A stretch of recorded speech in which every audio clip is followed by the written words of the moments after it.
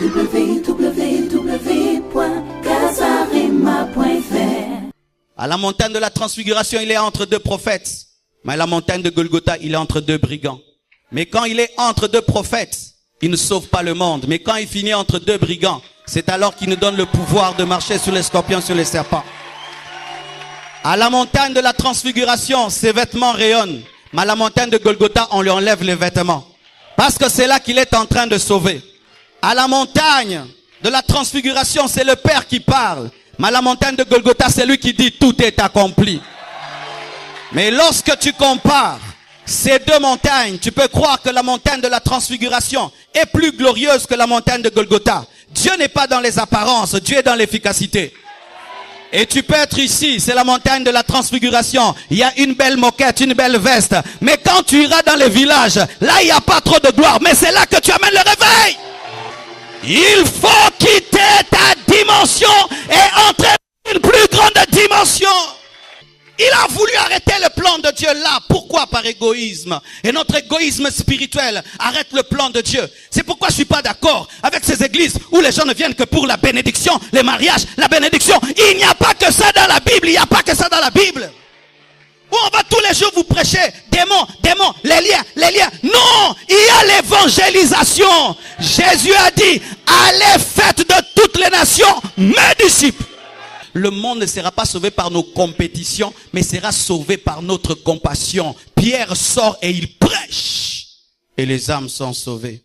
Pour voir plus de vidéos chrétiennes en exclusivité, tapez www.casarema.fr.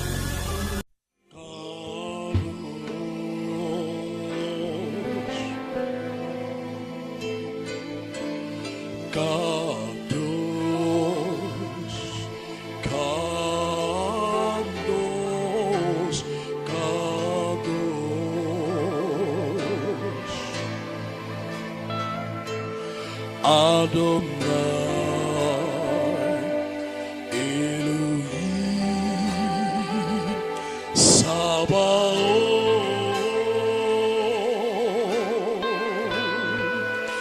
Kadosh,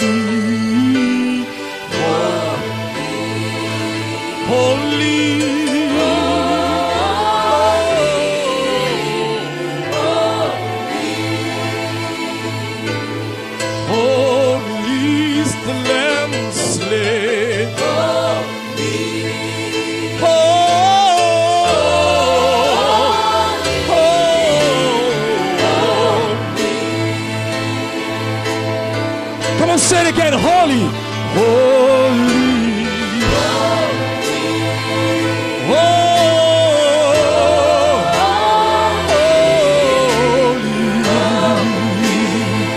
Raise your voice. Oh, our Lord, oh Lord, oh God, Lord of hosts, Lord of hosts. Raise your voice and say, oh Lord, our God, yes, our God, our God.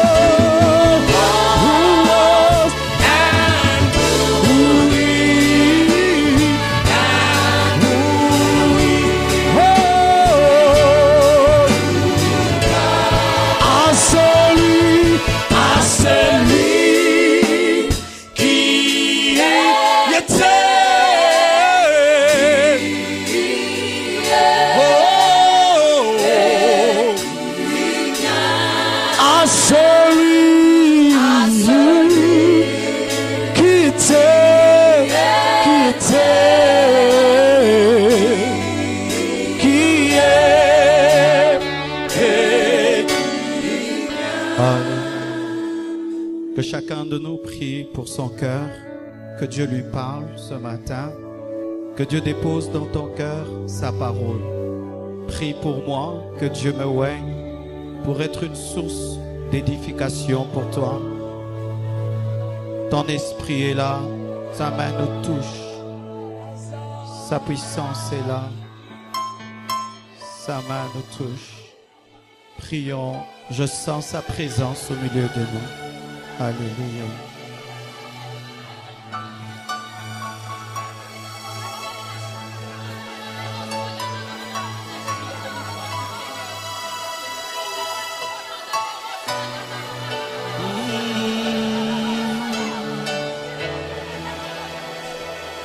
Son esprit est là,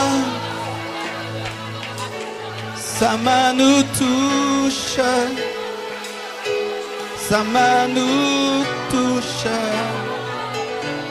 sa main nous touche, son esprit est là, sa main nous touche, sa main nous touche, sa main nous touche, sa présence est là. Sa main nous touche, sa main nous touche, sa main nous touche, son esprit est là.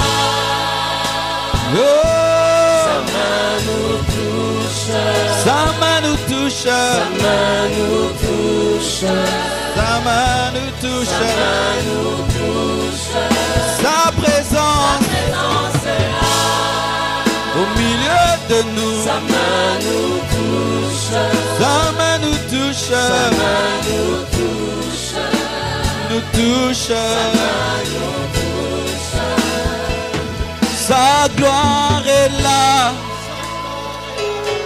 sa main nous touche, sa main nous touche, sa main nous touche.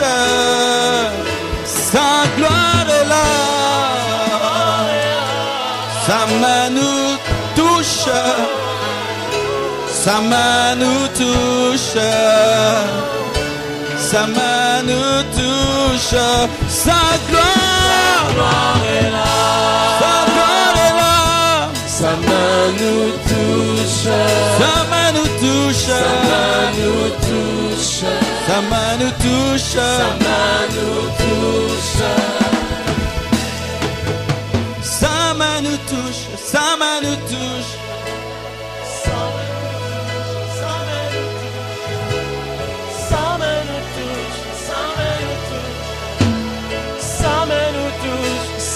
nous touche.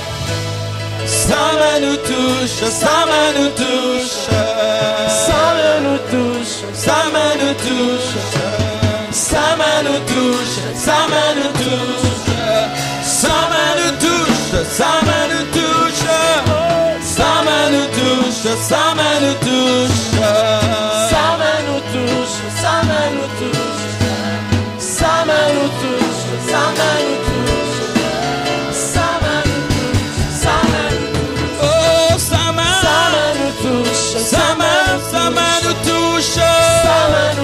Sa main nous touche. Sa main nous touche. Sa main nous touche. Sa main nous touche. Sa main nous touche. Sa main nous touche. Alléluia. Alléluia.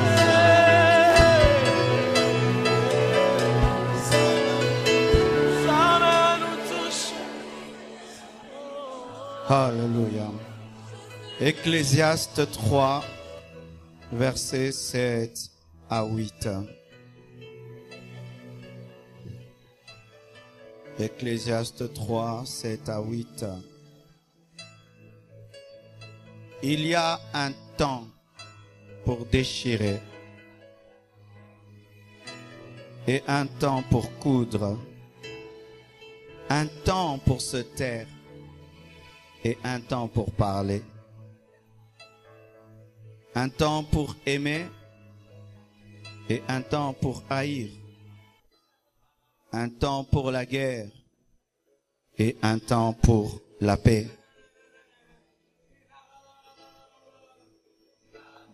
Aujourd'hui, j'ai un message prophétique pour la communauté, pour nos extensions de Lemba, nos extensions de la cité Mama Mobutu, de Kitambo, Bandundu et Lubumbashi partout, et pour nous, ceux de l'église mère.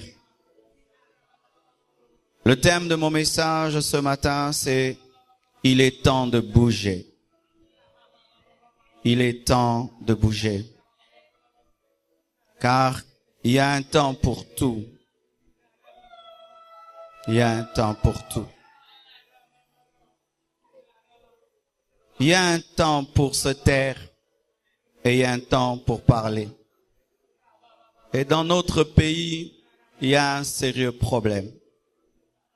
Nous voyons des gens qui font la honte de Jésus, mais personne ne parle. Nous voyons des églises qui deviennent la honte de l'évangile au Congo. On n'ose pas parler au nom de la paix, au nom de l'unité. Des hommes de Dieu qui font la honte de l'église, personne ne les suspend. Ils continuent à prêcher, personne ne parle. Ceux qui ne prêchent que les miracles sans prêcher la repentance sont tout le temps à la télévision, à la radio, font des émissions, des grandes croisades d'évangélisation pour l'argent. Mais ceux à qui Dieu a donné un vrai appel se taisent, n'osent même pas sortir des 4 murs de leur église, organiser au petit coin de leur église une croisade d'évangélisation. De sorte que dans ce pays, lorsqu'on veut parler d'une église, on veut parler d'un pasteur, c'est un aventurier, parce que nous avons laissé les aventuriers nous représenter, devenir notre échantillon, de sorte même avant qu'on te cherche, on sait déjà que tu es aventurier parce que eux t'ont précédé et toi tu t'es tu. J'appelle cela le silence des justes. Le silence des justes est un péché.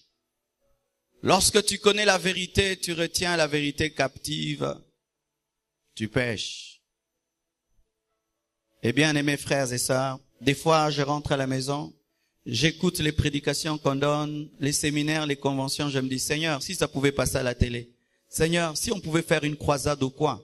Mais le problème, c'est que souvent, nous sommes tellement prudents que nous ne voulons pas des nouvelles choses, que nous voulons rester dans les 4 murs. Et ce sont d'autres qui sont tellement courageux, qui sont en train d'implanter des fausses doctrines partout. Dis à ton voisin, c'est le temps de bouger. Fall again. C'est le temps de bouger.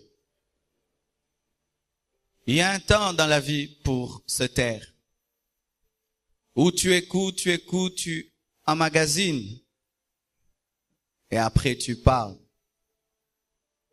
Il y a un temps où tu es dans des retraites, où tu reçois l'onction de Dieu.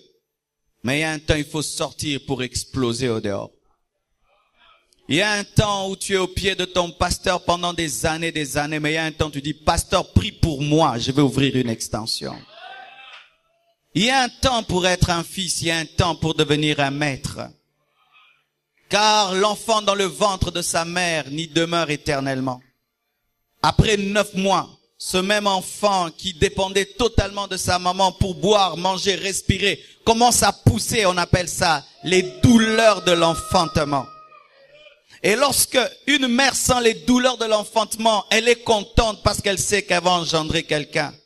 Et j'aimerais des fils et filles spirituels qui me dérangent pour dire, Père, Dieu m'a appelé moi aussi. J'ai entendu la même voix de Dieu que tu as entendue. Je vois des âmes qui sont en train de mourir. Priez pour moi, je vais aller prêcher. Ici, on n'étouffe jamais les ministères. On va prier pour toi avec joie, car c'est le temps où tu dois parler. Bien-aimés frères et sœurs, il y a quelque chose qui me touche dans la Bible. Dans Deutéronome 1, du verset 3 au verset 8. Israël sort de l'Égypte, traverse la mer Rouge et va se retrouver dans le désert. Et dans ce désert, Dieu donne à Israël une montagne, la montagne du Sinaï. Mais la Bible nous dit, dans la 40e année, au 11e mois, le premier mois de Moïse parla aux enfants d'Israël, selon tout ce que l'Éternel lui avait ordonné de leur dire. C'était après qu'il eut battu Sihon, roi des Amoréens, qui habitait à Hesbon, et Og, roi de Basan, qui habitait à Chataroth et à Édrei. De l'autre côté du Jourdain, dans le pays de Moab, Moïse commença à expliquer cette loi et dit, l'Éternel notre Dieu nous a parlé à Horeb en disant, vous avez assez demeuré dans cette montagne. Tournez-vous et partez. Allez à la montagne des Amoréens. Le même Dieu qui leur donne une montagne du Sinaï. Une montagne qui vibre sous la puissance de Dieu. Ils ont vu des éclairs sur cette montagne. Moïse est monté sur cette montagne, il a reçu 10 commandements. Cette montagne était une montagne sacrée. De sorte même que des fois il était interdit de s'en approcher, de toucher. Il y avait tellement de souvenirs autour de cette montagne. Un jour, Moïse est descendu de la montagne et son visage rayonnait. De sorte que toute la vie d'Israël tournait autour de la montagne. Mais, lorsque Dieu avait parlé à Moïse, il ne l'avait pas dit, tu feras sortir mon peuple de l'Égypte pour aller à la montagne du Sinaï. Il lui avait dit, tu sortiras de l'Égypte et tu vas les amener en Canaan. Mais lorsqu'ils arrivent au niveau de la montagne, ils s'arrêtent. C'est ce qui arrive souvent dans les églises. Nous cherchons Dieu et il y a une dimension de Dieu qui vient au milieu de nous. Au lieu de poursuivre la vision, nous nous attachons à une étape de la vision. La finalité n'est pas la montagne du Sinaï. La finalité, c'était Canaan. La finalité, bien aimé, ce n'est pas d'avoir une église de 4 membres. La finalité, c'est de conquérir Limité, de conquérir Kinshasa, le Congo, l'Afrique et les extrémités de la terre. Car tout ce qui commence à Jérusalem ne doit pas rester à Jérusalem, mais doit finir dans les extrémités de la terre. Mais eux sont sortis de l'Égypte afin d'aller à Canaan, mais ils se sont fixés, non pas sur une mauvaise chose, car le Sinaï n'est pas une mauvaise chose. C'est une expérience, mais qui peut être périmée. Certaines choses dans les choses de Dieu sont des expériences périmées. C'est-à-dire que Dieu t'attend plus loin, mais toi tu aimes tout le temps les retraites alors que c'est le temps de la mission. Tu aimes tout le temps les jeûnes et les retraites alors que tu dois maintenant prendre ta Bible, aller dans un marché et prêcher Jésus. Tu aimes tout le temps que le pasteur t'impose les mains alors que ce n'est plus le temps des impositions des mains. C'est le temps où toi tu dois imposer les mains et guérir les malades. Ils se sont accrochés à une bonne chose. Mais une bonne chose peut des fois être l'ennemi d'une meilleure chose. Une bonne expérience peut empêcher une meilleure expérience. Ils se sont attachés à la montagne de la loi, alors qu'il y avait la montagne de la grâce. Lorsque tu vois les éclairs sur Sinaï, n'oublie pas qu'il y a Golgotha.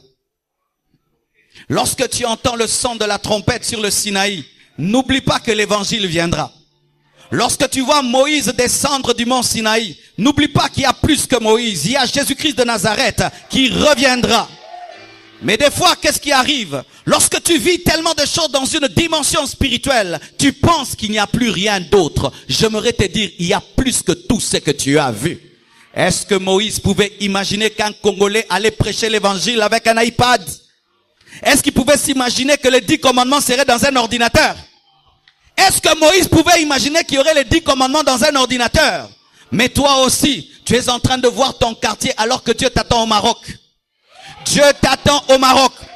Dieu t'attend en Algérie pour prêcher l'évangile dans une terre islamique. Mais toi, tu ne vois que ta chambre où les anges t'apparaissent. Jésus t'apparaît. Tu as des bonnes expériences, mais ce n'est pas tout. Nous sommes venus à Limete, une petite église, 200 personnes, et l'église grandit. Maintenant 3500 personnes, bientôt 4000, 5000, 10 000. Mais nous pouvons croire que c'est tout. Mais pendant que je vous regarde, je sais qu'il y a beaucoup de païens. Il y a des musiciens de ce monde qui remplissent le stade, et les gens dansent des musiques obscènes. Pendant que nous sommes en train de prêcher ici, combien de gens sont restés à la maison et qui ne croient même pas en Dieu? Lorsque tu vois le Sinaï, sache qu'il y a plus que cela. C'est pourquoi Dieu dit, quittez ma montagne. C'est ma montagne, mais vous la quittez. Certaines doivent quitter l'église mère. Mais c'est ton église mère, mais tu dois quitter l'église mère. Car il est impossible que Philippe découvre l'onction qu'il a s'il est à côté de Pierre. Et il y a des gens, votre onction ne se manifestera jamais si vous êtes à côté de moi. Tu risqueras de croire que tu es diacre alors que tu es évangéliste. Give me amen. À côté de Pierre, Philippe n'est qu'un diacre. Mais loin de Pierre, c'est un évangéliste qui ouvre les yeux des aveugles, qui fait marcher les paralytiques. Et des fois, vous aimez tellement votre pasteur, tellement votre église mère, que vous ne répondez pas à vos appels. C'est pourquoi tu vas mourir diacre alors que tu devais mourir évangéliste. Oui, car venir à l'église, une église qui est en train de grandir, qui s'organise, des fois, on ne veut pas aller en mission. C'est l'un des pièges des églises qui grandissent. C'est l'un des pièges. C'est pourquoi vous allez remarquer que les églises qui deviennent de plus en plus riches n'engendrent pas des missionnaires parce que les gens ne veulent plus quitter le confort de l'église mère. Give me amen. Lorsque cette église sera climatisée, nous voulons des missionnaires qui vont au Bandundu. Lorsque cette église aura acheté un grand temple, nous voulons des gens qui vont prêcher là très très loin. Je reviens de Mbujimaï, les gens ont soif de Dieu. Je reviens de Mbujimaï, les gens ont soif de Dieu. Tout n'est pas Kinshasa. Il y a des âmes qui attendent que tu viennes leur annoncer l'évangile. Et tu verras une dimension de l'esprit que tu n'as jamais expérimentée. Parce qu'ici, tu ne peux prêcher, c'est moi qui prêche. Mais tu as des choses en toi. Quitte la montagne. Frère, si tu viens au bureau me dire, Dieu m'a appelé, on ne va pas dire que ce n'est pas Dieu. Nous cherchons des vrais appelés de Dieu. Car il y a de plus en plus des magiciens et des sorciers. Il faut de plus en plus des appelés de Dieu qui ont l'appel de Dieu authentique. Nous en avons besoin. Le Sinaï peut être un piège. Lorsque tu penses que tout s'arrête au Sinaï. Et encore dans la parole. Pour voir que Dieu est un Dieu de mouvement. Dis à ton voisin, mouvement. Dans 1 Roi 17, versets 2 à 3. Dieu dit à Élie. Et la parole de l'Éternel fut adressée à Élie en ces mots. Pars d'ici, dirige-toi vers l'Orient et cache-toi. Dis cache-toi. Il y a un temps où Dieu te dit de te cacher. Il te dit, sois humble. Même si tu as la grâce de Dieu, assis-toi au banc, ne dis rien, ne prêche pas, ne chante pas. C'est un temps où Dieu te prépare parce qu'un fœtus ne conduit pas de voiture, un fœtus ne construit pas de maison, un fœtus ne se marie pas. Mais ce n'est pas parce que tu es fœtus que tu dois rester fœtus. Après 9 mois, tu dois sortir. Et il y a un temps où Dieu te cache. Comme Jésus, pendant 30 ans, a été caché, mais il était le Fils de Dieu. Mais Jésus n'est pas resté caché. Il y a eu un temps de va, cache-toi, et un temps de va, montre-toi. C'est pourquoi la Bible nous dit, Dieu dit à Élie, va, cache-toi. Mais après, il lui dit, va, montre-toi. Dans le va, cache-toi, Dieu te forme. Dieu te donne la provision. Dieu te travaille. Mais dans le va, montre-toi, Dieu présente le travail qu'il a fait en toi. Souvent, nous tombons dans une fausse humilité. Où Dieu te dit, va te cacher. Mais quand Dieu te dit, maintenant, va te présenter, tu refuses. Tu es comme un vase fini, mais qui refuse d'être présenté. Tu es comme un tableau fini, mais qui tu refuses d'être vendu. Il y a un temps où Dieu te forme, un temps où il te présente, et ce n'est pas l'orgueil. Car si toi tu ne te présentes pas, Dieu ne peut se présenter, car Dieu utilise des hommes pour parler. Il est impossible de tuer les faux prophètes sans que Élie se présente. Et il est impossible de relever les défis sans que tu puisses te présenter. Mais si tu t'es bien caché, tu te présenteras bien. Pendant 17 ans, nous nous sommes cachés. Nous devons maintenant nous présenter. Maintenant, nous connaissons le message que Dieu nous a donné, la sanctification, accompagné des signes, des prodiges et des miracles, avec l'équilibre et l'amour de Dieu. Maintenant, nous pouvons sortir parce que nous savons c'est à quoi Dieu nous appelle. Maintenant, nous avons des fils et des filles qui sont matures. Nous avons une organisation forte. Nous pouvons maintenant sortir. Mais si nous restons dans une fausse humilité, nous allons rater le temps de Dieu. Car certaines personnes mourront sans avoir atteint le plan de Dieu par une fausse humilité. C'est le temps pour lui de se manifester. Il dit non, je veux disparaître, que Jésus paraisse. Même Jean-Baptiste qui a dit que Jésus paraisse et que je disparaisse, il a paru quand même. Parce qu'il a quand même baptisé Jésus.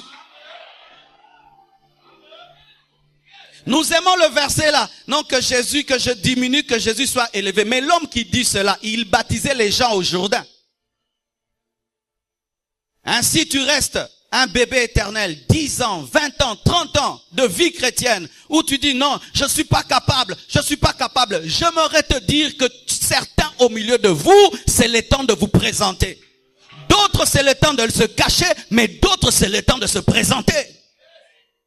Imaginez que les apôtres ont fait 3 ans seulement avec Jésus-Christ. Jésus les a jugés dignes de l'évangile. Mais tu as fait 10 ans, 15 ans. Jusque-là, tu dis que tu es un enfant. Tu n'es pas un enfant. Tu es un maître. Tu ne connaîtras jamais ce que Dieu a mis en toi si tu ne te présentes pas. Le jour que Dieu m'a dit de commencer à prêcher l'évangile, dit Seigneur, est-ce que moi je peux prêcher pendant 1 heure? Est-ce que je pourrais prêcher pendant 1 heure? Mais j'avais 2 heures, 3 heures, 4 heures du temps, moi. Va, montre-toi. Va, cache-toi. Le va, cache-toi n'est jamais éternel. Car on n'est jamais éternel sur un banc d'école. Il y a toujours un jour, on te dit, tu es licencié, va travailler. Et dans le domaine spirituel, il y a un temps où Dieu te dit, maintenant, toi aussi, tu peux former les autres. Je crois que de tout cœur que si vous comprenez cela, nous aurons des extensions dans toutes les communes de Kinshasa. Et dans toutes les provinces, même malgré la séparation et la multiplicité maintenant des provinces, nous aurons une extension partout. Si vous comprenez que c'est le temps de vous montrer. Certains au milieu de vous, vous ne devez plus vous plaire après le culte communion fraternelle, alléluia, amen. Non, tu dois aller quelque part, prêcher l'évangile et commencer à zéro. À zéro, avec 3 personnes, 10 personnes, 30, 50, 1000, 2000. Tu nous invites, on vient à une croisade d'évangélisation. Dites amen. Car l'onction que vous recevez, ce n'est pas du théâtre que nous faisons à l'église. Réellement, Dieu vous communique quelque chose. Je vous dis, Dieu réellement vous communique quelque chose. Il y a un temps pour se cacher, oui. Mais il y a un temps aussi pour se montrer. Et quand tu te montres au temps de Dieu, ce n'est pas de l'orgueil, c'est de la soumission et de l'obéissance. Car tu fais ce que Dieu te demande de faire. Dans Matthieu 17, verset 4, La Bible nous dit, Pierre prenant la parole dit à Jésus, Seigneur, il est bon que nous soyons ici. Si tu le veux, je dresserai ici 3 tentes. Une pour toi, une pour Moïse et une pour Élie. Voilà un égoïste, Pierre. Il monte avec Jésus-Christ sur une montagne. Il voit Moïse. Il voit Élie. Il vit une expérience extraordinaire. Du coup, il oublie les autres disciples au bas de la montagne. Il ne veut plus descendre, il veut rester là, afin de contempler seulement Jésus. Alors qu'il y a plus que la montagne de la transfiguration. Il y a la montagne de Golgotha. À la montagne de la transfiguration, Jésus est au milieu. Et à la montagne de Golgotha, Jésus finit au milieu. En soi, la montagne de la transfiguration n'était qu'une préfiguration de la mort de Jésus. Il allait encore mourir entre deux. À la montagne de la transfiguration, il est entre 2 prophètes. Mais à la montagne de Golgotha, il est entre 2 brigands. Mais quand il est entre 2 prophètes, il ne sauve pas le monde. Mais quand il finit entre 2 brigands, c'est alors qu'il nous donne le pouvoir de marcher sur les scorpions, sur les serpents. À la montagne de la transfiguration, ses vêtements rayonnent. Mais à la montagne de Golgotha, on lui enlève les vêtements. Parce que c'est là qu'il est en train de sauver. À la montagne de la transfiguration, c'est le Père qui parle. Mais à la montagne de Golgotha, c'est lui qui dit tout est accompli. Mais lorsque tu compares ces 2 montagnes, tu peux croire que la montagne de la transfiguration est plus glorieuse que la montagne de Golgotha. Dieu n'est pas dans les apparences, Dieu est dans l'efficacité. Et tu peux être ici, c'est la montagne de la transfiguration. Il y a une belle moquette, une belle veste. Mais quand tu iras dans les villages, là il n'y a pas trop de gloire. Mais c'est là que tu amènes le réveil. Si on prenait une photo de la transfiguration et une photo de la crucifixion, où est-ce qu'il y a plus de gloire? Humainement, il y a plus de gloire dans la transfiguration. Mais spirituellement, il y a plus de gloire dans Golgotha. Et des fois, dans la vie, nous voulons les choses belles, mais qui ne sont pas efficaces. Nous voulons des choses qui brillent, mais qui ne sont pas efficaces. Jésus-Christ, qui savait qu'il y avait plus que la transfiguration, dit, descendons au bas de la montagne. Et lorsqu'il descend au bas de la montagne, il trouve quoi? Un échec. Des disciples incapables de chasser les démons. Mais, lorsque Jésus-Christ à Golgotha a été mis dans le tombeau, il a dépouillé les autorités, les dominations.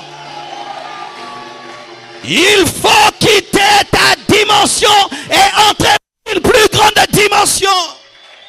Même si tu vois, tu n'as pas tout vu. C'est comme si tu entres dans le château d'un roi. Il te présente seulement le vestibule. Mais le vestibule est tellement plus beau même que ta chambre. Tu dis, j'habite ici. Ce n'est que le vestibule, ce n'est que le couloir. Il y a aussi des chambres, il y a aussi des salons. Ne t'arrête jamais à la véranda de Dieu, au balcon de Dieu. Il y a des choses plus grandes. Il a voulu arrêter le plan de Dieu. Il a voulu m'empêcher de me convertir, Pierre.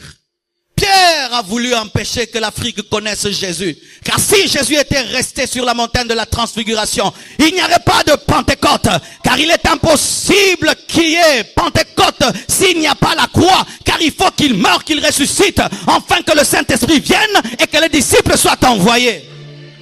Il a voulu arrêter le plan de Dieu là. Pourquoi? Par égoïsme. Et notre égoïsme spirituel arrête le plan de Dieu. C'est pourquoi je suis pas d'accord avec ces églises où les gens ne viennent que pour la bénédiction, les mariages, la bénédiction. Il n'y a pas que ça dans la Bible. Il n'y a pas que ça dans la Bible. Où on va tous les jours vous prêcher démons, les liens. Non, il y a l'évangélisation. Jésus a dit, allez faites de toutes les nations mes disciples.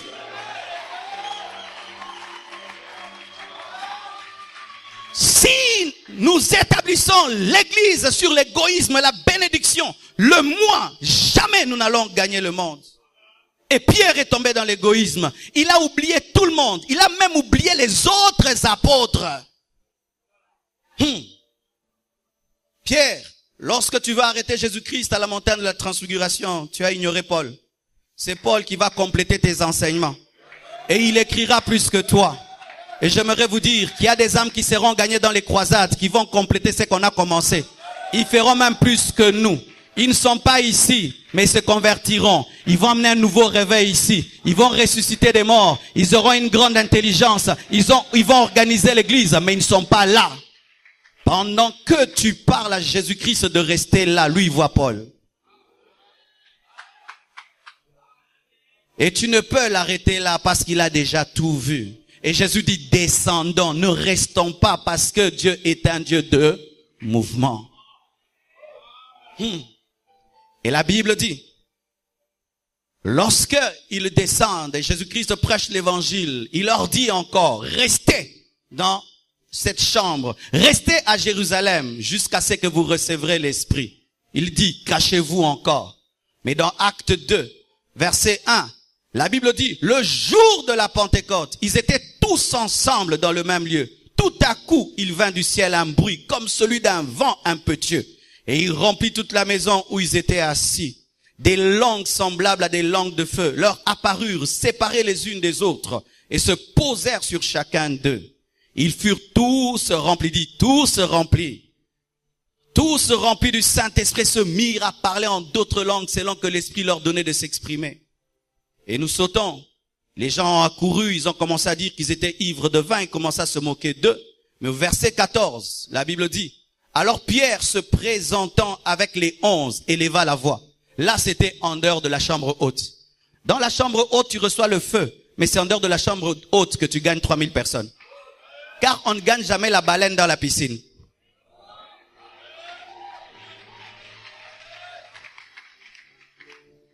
Il y a des gens qui veulent faire l'évangélisation de la baleine dans la piscine. Seigneur, sauve les âmes. Nous prions que les islamistes se convertissent. Boko Haram se convertissent. Agis, touche-les au nom de Jésus. Amen dans sa chambre. Non, tu dois sortir et parler. Le feu que tu ressens quand tu prêches ne peut sortir que lorsque tu sors de la chambre haute. C'est alors que tu prêcheras. Il y aura 3000 conversions. On leur a dit de rester dans la chambre haute, mais quand l'Esprit est venu, il leur a dit de sortir, car le Saint-Esprit est un esprit de mouvement. Comment tu peux reconnaître un homme qui a l'Esprit? Il est en mouvement. Un homme qui a l'Esprit est en mouvement pour gagner les âmes. C'est pourquoi la Bible dit que Jésus allait de lieu en lieu prêchant la bonne nouvelle et guérissant les malades. Pourquoi? L'Esprit de Dieu est un esprit de mouvement qui t'amène vers la porte. Un homme qui a l'esprit pendant que je prêche, il aimerait que le culte prenne fin. Il a envie de sortir, aller prêcher. Mais ceux qui n'ont pas l'esprit, ils veulent rester faire des réunions. Les réunions ne sauvent pas les âmes. C'est la prédication de l'évangile qui sauve les âmes. Les églises sont dans des réunions. Pendant que vous faites les réunions, les âmes sont en train de mourir. Mais lorsque le feu de la Pentecôte est tombé sur Pierre, ils n'ont pas fait de réunion. Ils sont sortis dehors et il a prêché. Nous allons de convention en convention, séminaire en séminaire pour les chrétiens. Et pour les chrétiens, mais qu'est-ce que nous faisons pour les païens? S'ils ne se donnent pas la peine de venir d'eux-mêmes dans nos cultes, ils ne sont jamais sauvés. S'ils ne se donnent pas la peine, les païens, de venir d'eux-mêmes dans nos cultes, ils ne sont jamais sauvés, n'est-ce pas? Si eux-mêmes ne se donnent pas la peine. Mais Pierre reçoit le feu du Saint-Esprit. Ils ne font pas une communion spirituelle du feu. Moi, j'ai une plus grosse feu que toi, un plus grand feu que toi. Mon feu à moi, il est bleu. Toi, violet. Où nous faisons maintenant des concurrences d'onction. Qui fait tomber les gens plus que l'autre? Moi. Qui prophétise plus que l'autre? Moi. Le monde ne sera jamais sauvé par nos compétitions.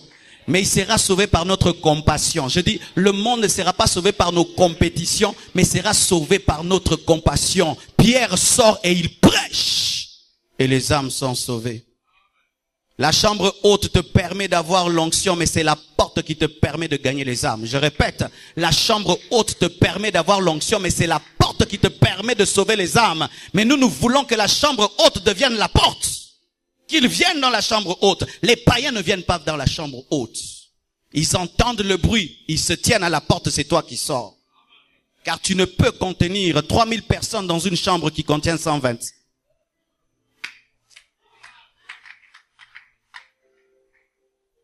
Et écoutez ceci. Une preuve claire que Dieu est un Dieu de mouvement. Marc 16, verset 15. La Bible dit, puis il leur dit, allez, mouvement, par tout le monde, et prêchez, mouvement, la bonne nouvelle à toute la création. Celui qui croirait qu'il sera baptisé, mouvement, sera sauvé. Mais celui qui ne croira pas sera condamné. Voici les miracles qui accompagneront, mouvement, ceux qui auront cru. À mon nom, ils chasseront les démons, mouvement. Ils parleront des nouvelles langues. Il est impossible de parler en langue sans le mouvement. Il faut rabababa mouvement. C'est pourquoi tu ne parles pas en langue, parce que tu n'aimes pas le mouvement. Ils saisiront des serpents. Mouvement. S'ils boivent des breuvages mortels, il ne leur fera point de mal. Mouvement. Ils imposeront les mains aux malades. Mouvement. Et les malades seront guéris. Quand quelqu'un est guéri, il fait le mouvement. Le Seigneur, après leur avoir parlé, fut enlevé au ciel. Mouvement. Il s'assit à la droite de Dieu. Le royaume de Dieu est un royaume en mouvement. Les choses de Dieu ne sont pas statiques. Les choses de Dieu sont dynamiques. Et la Bible dit, et ils s'en allèrent. Mouvement. Prêchaient partout. Mouvement. Écoutez encore, le Seigneur travaillait avec eux, mouvement, et confirmait la parole par des miracles qui l'accompagnaient, mouvement, acclamant le Dieu du mouvement. Alléluia. Écoutez ceci. Si un enfant naît en bonne santé, tout va bien, poumons et tout va bien, vous le laissez dans un lit. Il dort là seulement. Vous le nourrissez par des sondes. Vous lui mettez toutes les vitamines du monde. 1 année, 2 ans, 3 ans, 4 ans, 5 ans. Après 5 ans, relevez l'enfant. Dites-lui de marcher. Il ne marchera pas. Il sera paralytique. Mais il n'est pas paralytique. Mais parce qu'il n'a pas eu le mouvement de se réveiller et de dormir, de se réveiller et de dormir, même s'il mange bien, il sera paralytique. Tu peux recevoir des bons enseignements, tu manges bien. Mais si tu n'es pas en mouvement pour le Seigneur, tu es paralysé spirituellement. Et les paralytiques ne sont pas des grands guerriers. Les chrétiens ressemblent à des bébés spirituels qui ne font que manger la parole, des séminaires, des conventions, des séminaires, des conventions, des impositions des mains, des délivrances, des bénédictions, mais ils ne font rien pour Dieu. Ils ne servent pas Dieu. Ils ne sont pas en mouvement. C'est pourquoi ils sont paralysés. Tu vas voir, le pied devient petit, il s'atrophie alors qu'il devait être gros parce que il n'est pas en mouvement. C'est lorsque l'enfant se lève et tombe, qu'il est en train de grandir, il se lève, il tombe, et ses muscles se développent, ses os se développent. C'est pourquoi quand on a eu le premier enfant, on était tout le temps là, oracle, oracle. Mais Chifra, tu es tombé, relève-toi, on sait que c'est bon, que tu tombes, que tu te relèves, ça te fortifie, et elle devient forte. N'aime pas écouter la parole de Dieu sans annoncer la parole de Dieu. N'aime pas ingurgiter les Écritures sans communiquer les Écritures. Sinon, tu seras un paralytique. Et l'Église ne grandira jamais. L'œuvre ne grandira jamais. Frères et sœurs, parlons de la communauté. Nous avons fait beaucoup de choses. Beaucoup de choses à l'intérieur de l'Église. Nous faisons 30 jours de 30 matins et on finit à l'église et on commence à l'église. Nous faisons un jeûne de 30 jours qui commence à l'église et qui prend fin à l'église. Quel égoïsme spirituel. Nous ne ferons plus cela. Alléluia. Nous ne ferons plus cela. C'est pourquoi le jeûne que nous allons faire l'année prochaine, le jeûne de 40 jours, dis 40 jours. Waouh. Nous disons souvent, je veux prier comme Jésus. Vraiment, nous allons jeûner comme lui. Ou nous allons prendre seulement des légumes et des fruits, afin de chercher Dieu. Et pendant 40 jours, je vais m'enfermer, où je ne verrai personne, et sortir pour tenir une croisade d'évangélisation. Car il est temps que les autres entendent ce que vous entendez. Nous tiendrons une croisade, nous mettrons une estrade dehors, des lumières dehors, des chaises pour eux dehors. Nous leur prêcherons et nous verrons des conversions authentiques. Que Dieu nous donne des conversions authentiques. Des hommes qui viennent à Dieu non pas pour être bénis mais pour aller au ciel. Des hommes qui viennent à Dieu pour recevoir le pardon de leurs péchés, pas pour recevoir des choses d'abord matérielles. Que Dieu nous donne d'engendrer de telles personnes. Et je vous dis que le réveil est possible. Si nous revenons aux anciens messages, nous verrons les anciens résultats. Car si tu changes la sémence, tu changes le résultat. Mais si tu reviens à la sémence, il y aura le même résultat. Nous avons le même Dieu que Pierre et le même Dieu que Paul. Nos 30 matins prendront fin désormais, pas dimanche matin plutôt, pas le matin, mais le soir. Afin de permettre à ce que tout le monde vienne et participe, et ce sera dehors. Alpha 30, Alpha 40, nous finirons dehors. De plus en plus, nous tiendrons des actions dehors. Et je prie que Dieu vous bénisse financièrement, afin que vous puissiez soutenir des croisades d'évangélisation. Vous puissiez donner votre argent pour qu'on prêche l'évangile. Lorsque tu étais païen, tu as soutenu des concerts des mondains. Soutiens les croisades d'évangélisation, afin qu'on puisse prêcher la sainteté, l'amour de Dieu accompagné de la puissance de Dieu. Nous verrons les aveugles voir, les sourds entendre, les paralytiques marcher, car Dieu fait ces choses encore. Oui, on nous parle souvent des faux miracles. Il y a aussi des vrais miracles. Alléluia. Il y a aussi des vrais miracles. Des vrais miracles. Et j'ai connu une expérience spirituelle. Lorsque j'ai reçu cette confirmation qu'il fallait qu'on arrête de tenir que des actions à l'église et qu'on commence à sortir. Un matin, j'étais dans mon bureau et je priais. J'ai entendu un oiseau chanter. Et puis j'ai entendu, il a dit directive 2 fois. Directive, directive. J'ai eu la chair de poule. Et quand il a dit cela, j'ai cru que là, je vais entendre tous les oiseaux chanter, je vais interpréter ce qu'ils chantent. Mais je ne pouvais plus rien entendre, seulement ce que cet oiseau avait dit. Quand Jésus-Christ a dit à Pierre, lorsque tu entendras le coq chanter, pour les autres c'était un coq qui chantait, mais lui c'était une prédication qu'il avait renié Jésus. Si Dieu a utilisé l'ânesse de Balaam pour parler à Balaam, il n'a pas changé, il peut même te parler par un animal. Et moi j'ai expérimenté cela. Ou un oiseau, j'ai entendu cela. Je crois même qu'Adam entendait les oiseaux. Peut-être. Et quand je suis allé en Mbujimayi, j'ai expérimenté encore une expérience avec les oiseaux. Je suis allé fatigué et je devais me réveiller le matin, mais j'étais des fois fatigué. Le premier jour, j'entends un oiseau taper à la fenêtre et ça m'a réveillé. J'ai cru que c'était une coïncidence. Je me suis réveillé, j'ai prié. Le deuxième jour, la même chose. Troisième jour, la même chose. J'ai dit, ça c'est peut-être un oiseau que Dieu envoie. Et j'ai dit, je saurai si c'est Dieu. Demain, je vais me reposer parce que je vais pas prêcher, je vais un peu prendre une grasse matinée, afin de me reposer. Si cet oiseau revient, alors il vient par habitude. Mais s'il ne vient pas, il respecte mon repos, alors là c'est divin. Le samedi, cet oiseau n'est pas venu. Ah oui, bien-aimés frères, sœurs, les sorciers nous disent qu'ils travaillent avec des cancrelats. Dieu utilise toutes ces choses. Dieu utilise toutes ces choses. Dieu peut utiliser toutes ces choses. Dieu n'est pas que le Dieu de la Bible. Il est un Dieu vivant qui peut se révéler à toi. Et un prophète est venu pendant les 30 matins. C'était un grand culte. Il y avait une forte onction. Et quand on est allé au bureau, la plupart des temps, quand les prophètes viennent et qu'ils voient l'église qui a grandi, et il y a l'onction, ils te félicitent. Celui-là ne m'a pas félicité.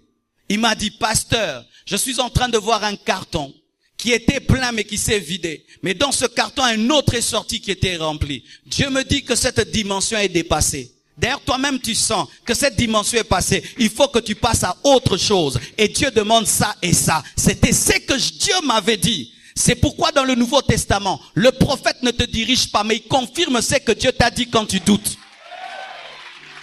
Dans le Nouveau Testament, le prophète ne te dit pas, épouse ceci, fais cela, non. Il te dit, Dieu t'a dit, mais tu doutes, voici les précisions. Et ce prophète m'a prophétisé des choses que Dieu m'avait révélées dans le secret. Et cher prophète, ne prophétisez pas pour plaire aux gens. Annoncez ce que Dieu dit, ce que Dieu dit. Je crois que lorsqu'il me disait, il a cru que ça allait me blesser. Mais c'est ce que je voulais entendre parce que je sentais au-dedans de moi qu'il est temps que ce que nous disons ici sorte. Je me souviens il y a longtemps, lorsqu'on était à Lemba, un jour j'ai préparé une prédication. Et quand j'ai dit, Seigneur, on va prêcher, ça va se limiter à ce quelques personnes. Pourquoi tu ne peux pas faire que le monde entende cette parole? Et Dieu m'a exaucé. Il a permis maintenant qu'on prêche, on filme, on met sur Internet. Et il faut voir, certaines vidéos ont atteint 80 000 vues, 90 000 vues. Mais si cette vidéo était restée ici, 90 000 personnes n'allaient pas entendre cela.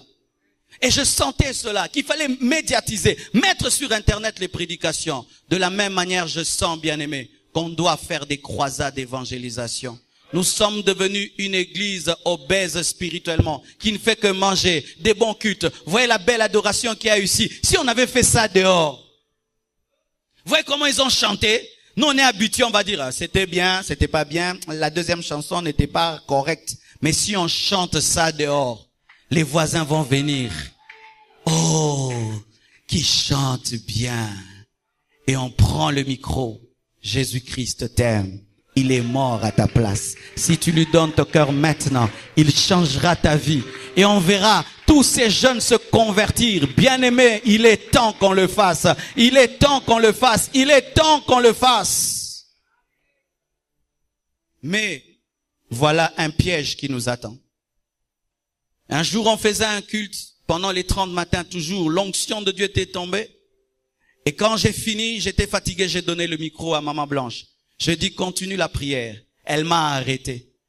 Elle m'a dit, le Seigneur m'a dit de te dire, s'il commence à t'utiliser dans les miracles et les prodiges, est-ce que tu lui rendras toute la gloire? Ma propre femme. Tu t'imagines? Souvent, les mamans pasteurs acclament leur mari. Elle m'a dit, Dieu me dit de te dire, s'il commence à t'utiliser puissamment, est-ce que tu lui rendras toute la gloire? Bien-aimé, je n'avais aucune réponse à donner à sa réponse. Parce que si Dieu te dit, il faut lui répondre toi-même, tu sais. Amen. Hein? Je suis rentré à la maison et j'ai médité. Et j'ai dit, donc Dieu sent que l'orgueil peut venir. Et c'est vrai. Qu'est-ce que nous remarquons dans notre ville de Kinshasa? Lorsqu'une église commence à grandir et que Dieu commence à utiliser le pasteur et que vous commencez à faire des grandes croisades qui remplissent les stades, quand l'homme de Dieu vient à droite, 20 protocolaires, 20. Non, non, non, non, non. Ne faites pas ça. Ou vous commencez à dire, le Dieu de notre pasteur, il n'y a pas mon Dieu, c'est votre Dieu aussi. Ou on commence à faire la compétition de qui a rempli le stade plus que l'autre. Ne faisons pas cela. Ou on commence à se battre pour le pasteur au lieu de se battre pour l'évangile. Ou on commence à aduler le pasteur comme si c'était un Dieu. Non, bien-aimés. Vous nous avez vu commencer avec 3 personnes, 10 personnes. Petit à petit, Dieu fait grâce. Nous sommes des frères comme vous, des hommes de la même nature que vous, qui ont trouvé grâce d'être en train de prêcher pendant que vous êtes assis. Ça ne changera pas lorsqu'on sera 10 000, à 20 000, à 30 000. Ça restera la même chose. Et si Dieu n'est pas passé par quelqu'un d'autre, est passé par ma femme, pour me donner une prophétie aussi amère, je la prends très au sérieux. C'est pourquoi, comme je l'ai dit au premier culte, souvent qu'est-ce qui arrive? Quand l'église grandit, on pense que le pasteur devient parfait et il dit tout parfaitement. Le jour que je prends une décision qui est charnelle, ramenez-moi sur le chemin.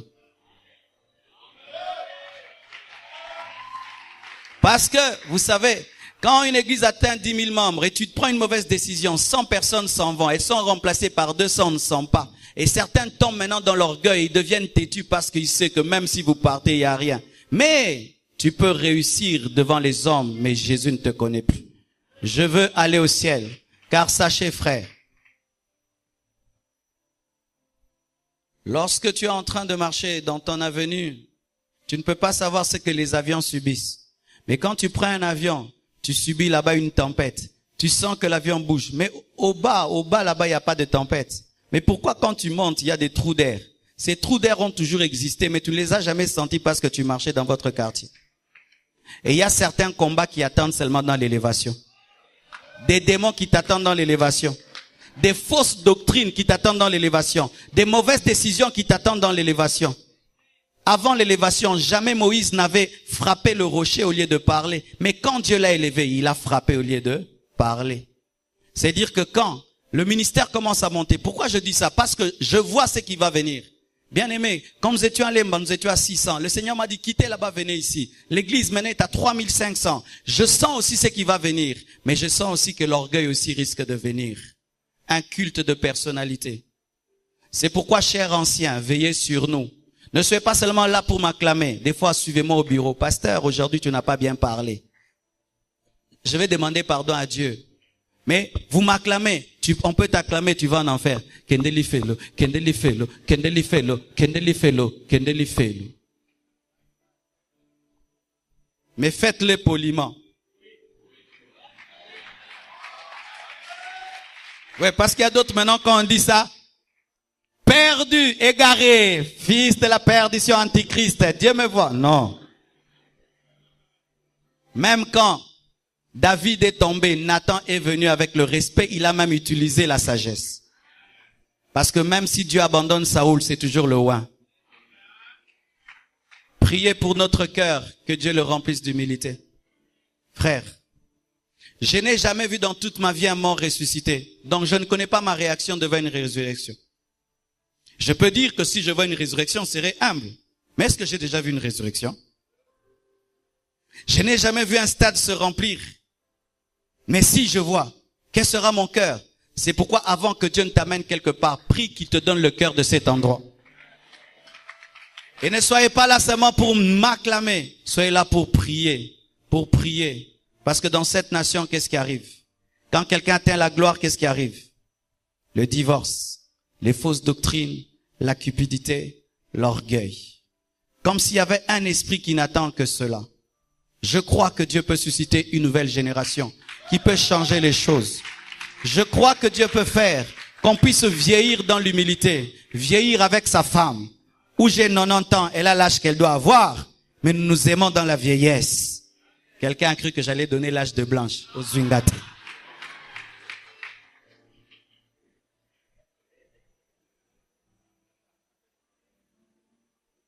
C'est beau de voir des hommes qui vieillissent avec l'onction, qui ont tellement vu la gloire de Dieu, mais qui deviennent comme des enfants.